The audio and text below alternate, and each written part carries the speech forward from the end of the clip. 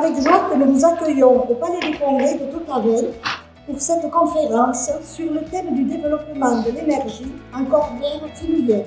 Nous devons collectivement agir. Nous avons donc un cap qui est le cap de la région. Comme le disait Hervé Barrault, évidemment, on a une obligation éthique, morale au regard donc des générations futures. Alors, juste vous présenter rapidement le programme de l'après-midi, les différentes tables rondes qui vont se dérouler sur scène.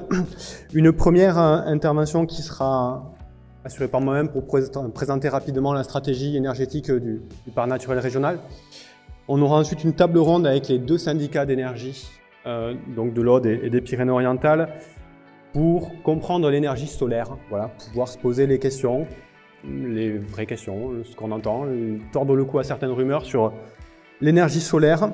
Il y a des points d'interrogation un peu partout et puis j'espère avoir des réponses à mes questions, quoi. Voilà. Et pouvoir après en discuter avec mes conseillers et puis leur apporter un peu de beurre dans la machine, quoi, en disant voilà, j'ai appris ça aujourd'hui et donc avec ça on va pouvoir avancer, quoi. Pour étoffer nos recherches et pouvoir faire aboutir notre projet au mieux, on pense que cette réunion aujourd'hui, ce séminaire aujourd'hui doit nous apporter des éléments positifs dans ce sens. Le principe de l'énergie solaire.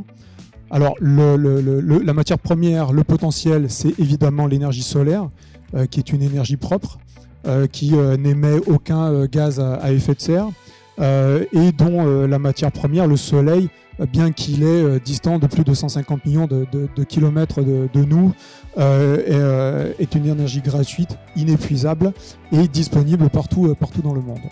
L'organisation d'un séminaire est très importante parce que les élus sont désireux justement de s'engager dans cette transition énergétique, mais les réglementations, les problématiques avec par exemple les architectes des bâtiments de France, les problématiques techniques sont extrêmement complexes et donc ils ont besoin d'un accompagnement.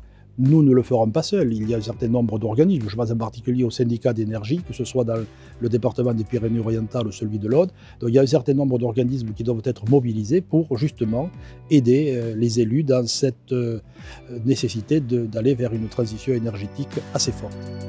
Est-ce que vous pourriez nous expliquer et nous présenter les projets citoyens et participatifs dans le domaine des énergies renouvelables? Il y a évidemment ce souhait de se dire il faut aujourd'hui relocaliser l'énergie et que les acteurs locaux puissent en maîtriser tout simplement la production.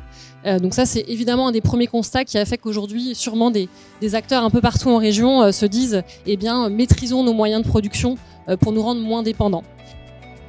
On terminera la journée par une dernière table ronde qui sera un témoignage du parc naturel régional des Grands Causses, qui est représenté aujourd'hui par un technicien et un élu, et qui a fait la même chose, c'est-à-dire qui a accompagné les communes de son territoire pour développer le solaire en toiture, et qui viendra témoigner de la réussite de cette expérience sur leur territoire. Avec 9 kilos, ça fait une petite rentabilité, ça nous amortit le désamiantage et ainsi de suite.